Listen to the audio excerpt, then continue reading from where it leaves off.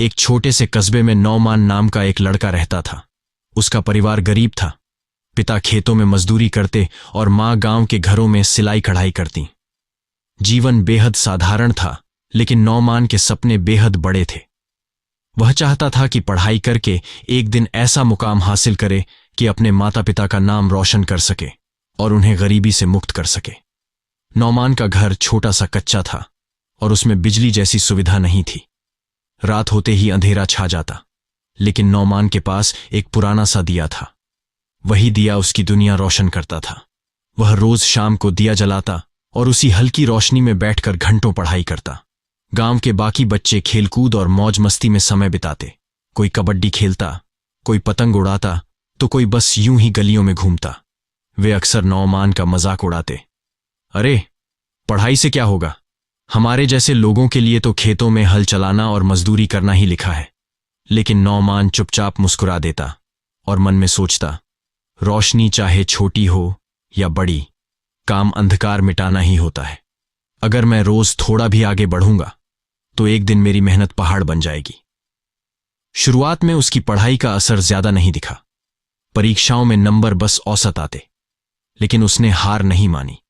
उसके गुरु ने एक बार कहा था, बेटा, बुद्धिमानी से ज्यादा जरूरी है निरंतरता। कंसिस्टेंसी ही जीवन बदलती है। ये शब्द उसके दिल में गहरे उतर गए।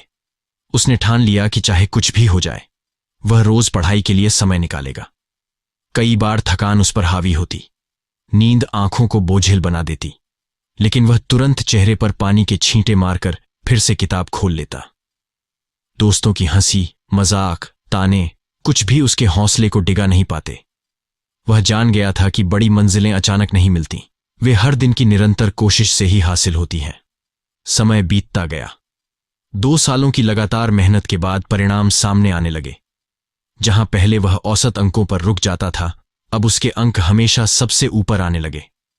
वार्षिक परीक्षा में पूरे विद्यालय में पहले स्थान पर उसका नाम देखकर गांव के लोग दंग रह गए।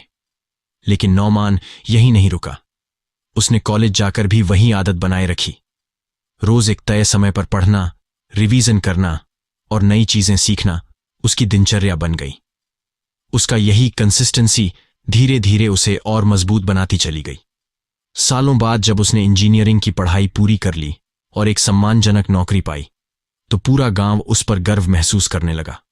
जब भी कोई उससे सफलता का राज पूछता, वह मुस्कुराकर कहता, मेरे पास न बड़ी सुविधा थी, न पैसे, बस एक चीज थी, निरंतरता, जिसने मुझे हर दिन थोड़ा थोड़ा आगे बढ़ाया।